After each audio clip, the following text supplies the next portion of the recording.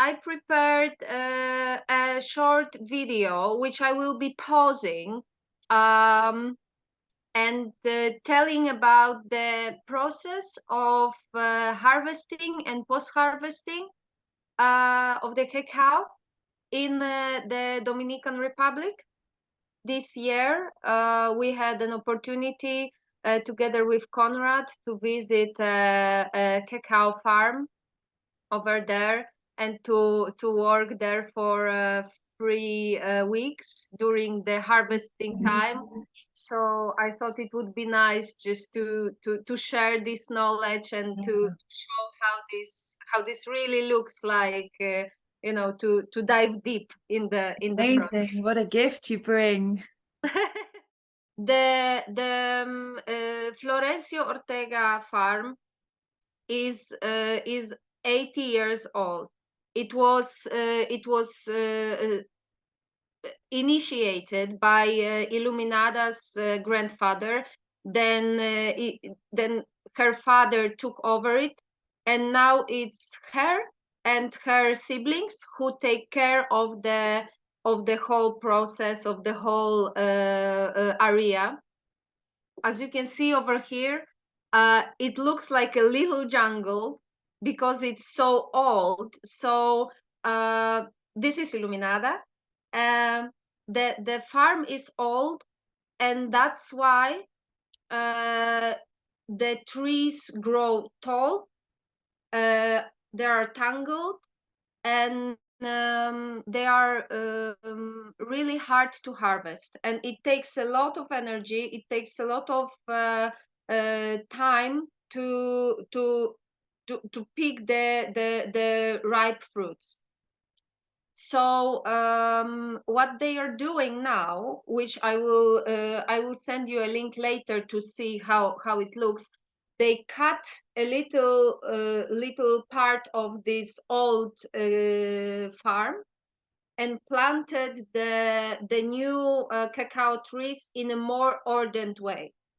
So it will be more effective for the trees to give the fruits, because it won't take energy for them to grow. It will just need the energy for the fruits, and so it will be more effective for the yield, and also afterwards for picking and harvesting the cacao. So that's what's going on now, but it's a long process because it takes nearly 5 years for the new cacao tree to give fruits. So they're doing it slowly but steadily. So what you can see over here, it's there are different cacao varieties on this farm. This one is called Criollo, which means it's a national cacao tree. If you want to see another one, mostly there are three basic types of the cacao. So there is Criollo, there is Trinitario, and there is Forastero as well. Oh wait, they can be cross-pollinated by the insects or by birds. So they can create like hybrids but in a natural way.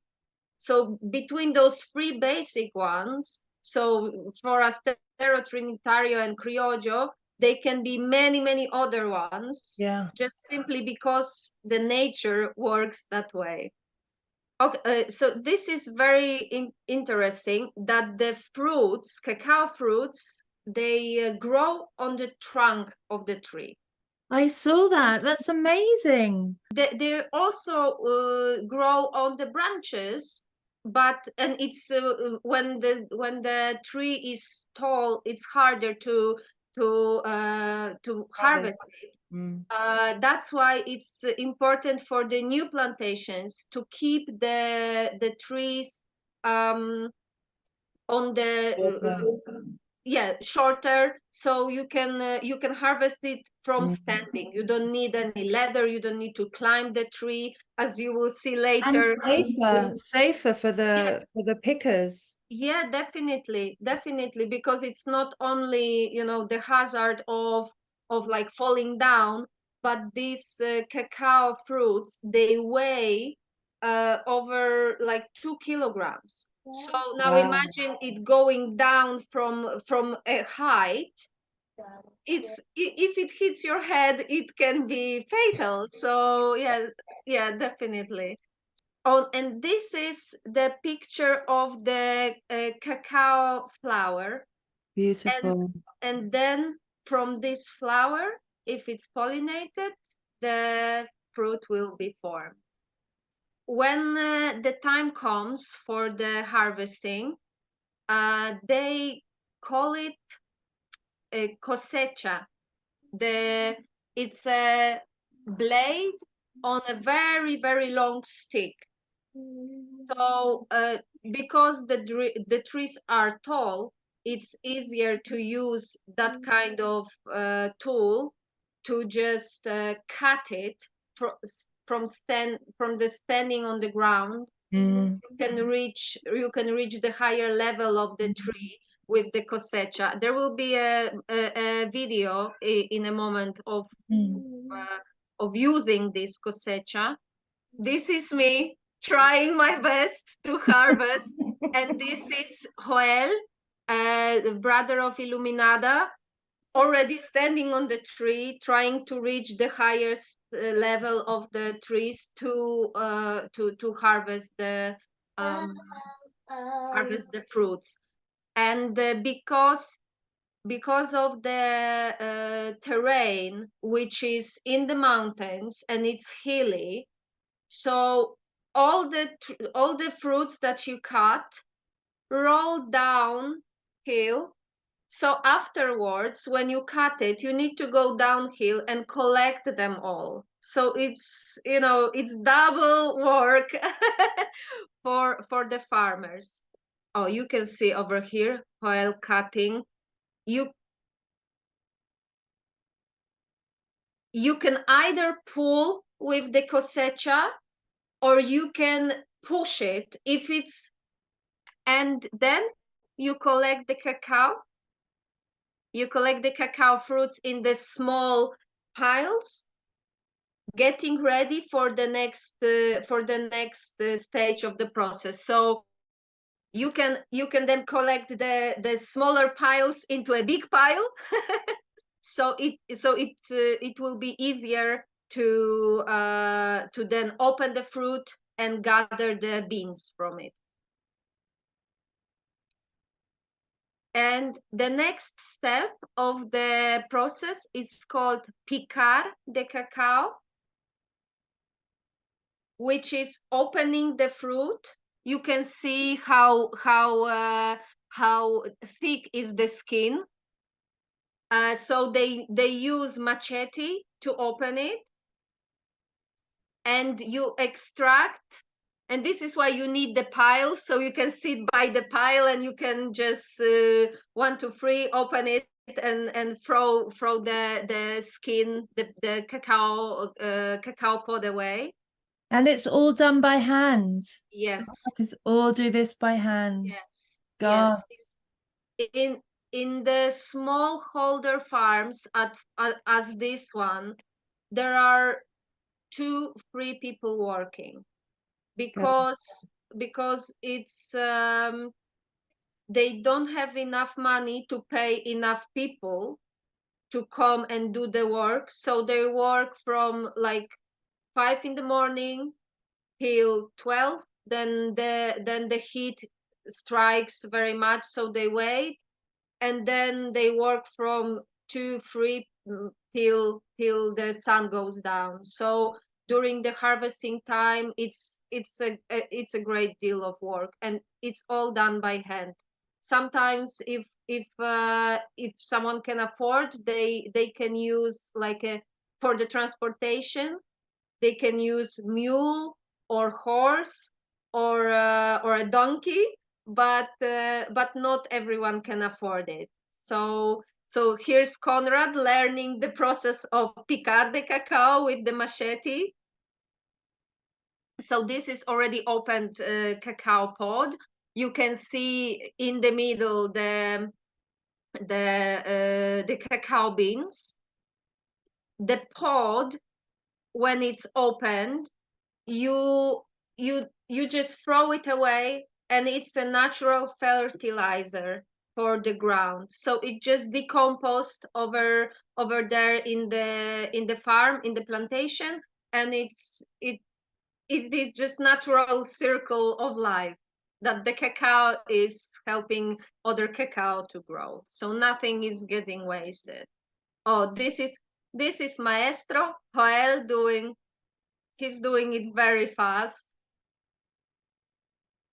and he's putting the inside. He's putting the cacao beans inside the big bag. This is the cacao beans bounded together, but by something that is called corazón de cacao, which means the heart of the cacao. They are covered with white pulp, which is very, very sweet, and it's very nutritious. So the next step, or for example, it was my job because I was very afraid of the machete. So I was doing the process called decorazonar de cacao. So taking out the heart of the cacao, which you can see over here on my hand, and separating the heart from the beans. So it's also done manually. So they bring all the cacao beans at one place. They lay it on the big banana leaf. They use everything that nature gives them. The cacao leaf is very, very thick, and it is covered with some kind of wax, and they just put all the beans for the corazonar on the leaf. So you can manually take all the corazon, all the hearts away from the beans. When the beans are ready, they're being put in the bags, and they just carry it through the plantation to the nearest road for the truck to pick it up.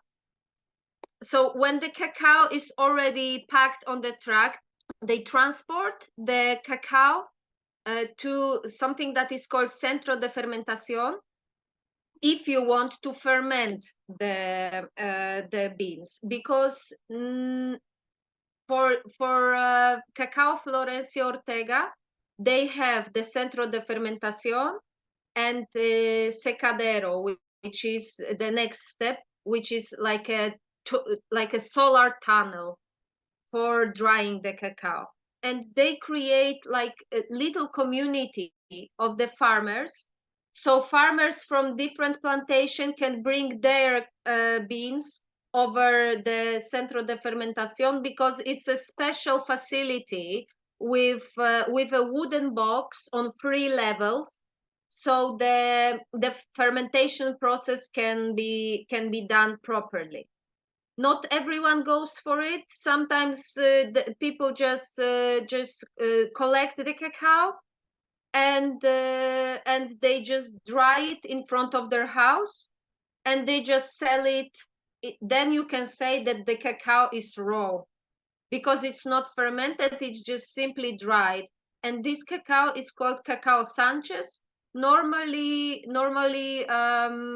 sell for the cosmetic industry to extract the cacao fat from it, and for the whatever is left, you can get the cacao powder. But for the fermentation process, gives the cacao bean the fine aroma, gives the cacao bean the fine taste. So this one is more for like artisan chocolates, or for the ceremonial cacao. Is bringing the the cacao to the first step of the fermentation box. So you can see the wooden box over here.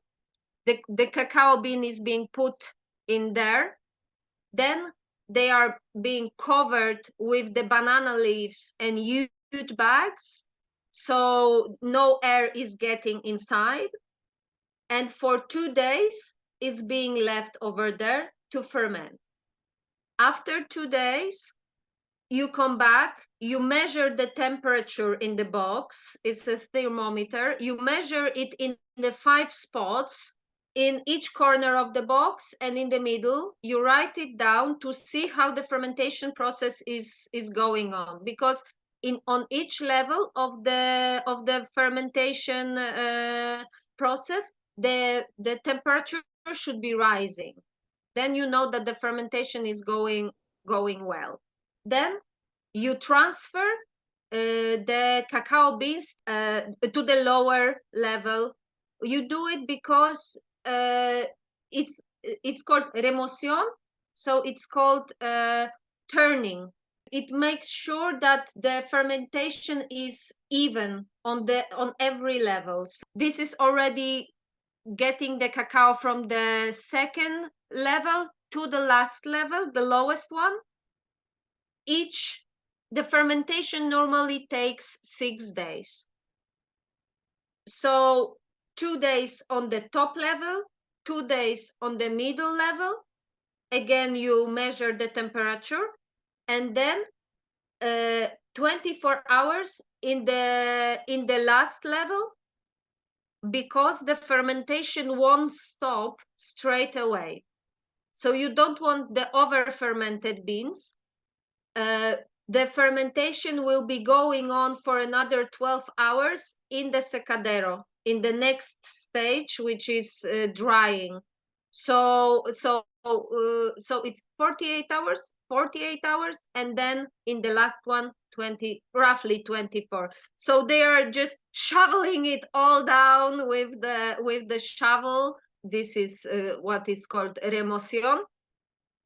And then you need to level it nicely.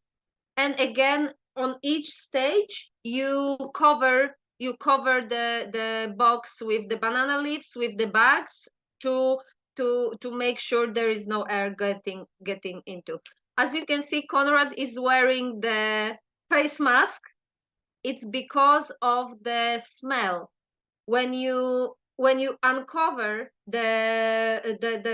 when you take off the banana leaves and all this cover, you can feel the wave of very intense smell. It's a fermentation process. So, and also the temperature goes up. So it's very important to just keep an eye on the temperature, because if it's not going up from the level to level, it means something is going on with the fermentation, and the bean may not be as good quality as they should be. That's here Conrad is loading the cacao beans into bags to transport them further to secaderos, to those solar tunnels. It's again manual thing. And it is Joel and Jose just transporting it further to the solar tunnel. And this is the solar tunnel. This is secadero, where they put the cacao in the rows. So it's very important to even those beans, spread it evenly for the beans to dry, and it depends on the weather. It takes up to 4-5 days for the cacao beans to dry, and during the drying process, you need to come and turn the beans every 2-3 hours. so they are drying evenly. So it's, you know, for those 4 or 5 days you're going there and you're just turning them around, turning them over and over, to make sure each cacao bean is dry properly. This is nearly the last part. When the cacao is already dry, you go and you clean it manually. So you pick all the heart of the cacao which hasn't been picked up earlier. You pick the clumps of the cacao, if they hasn't been separated properly, they may be moldy. So if you see the clusters of the cacao, you just manually take it to the bag, and you make sure there is no moldy cacao beans, there is no leftovers like the banana leaves or something. You just clean as much as possible with your hands, and then you bring it in a big pile, ready for being packed in the sack, in the big huge bags. And each bag is being marked with the special number, and the producer number who gave the beans. And this is the quality check, which is checking the fermentation level. You take 100 cacao beans which are already dry, you cut it in half and see the color inside, because unfermented bean, when you cut it, when it's fresh, like freshly picked from the pod, it's purple. When the fermentation goes well and the drying goes well, all the beans should be brown. That means that the fermentation level is perfecto. If they are semi-brown, semi-purple, it means something went wrong in the process. If it's purple, it's totally not useful for going to the client. So it's very important they're taking the samples before packing the cacao into bags. If it's over 20% of the beans which are purple, it means the cacao is not suitable for the customer. But it's not being said that it's not suitable for the consumption. It's just simply if they want to comply with the organic certification, they need to follow those strict rules. That it's 20% unfermented beans means that this lot is not good as an organic certified cacao. So I think the last picture is Conrad and Illuminada. This is how it looks in the smallholder farms. This kind of work, even though it's very hard and it's very demanding, I can see that Illuminada and her siblings Joel, they are happy that they can continue the work of their ancestors. So it's beautiful. Do you have any questions?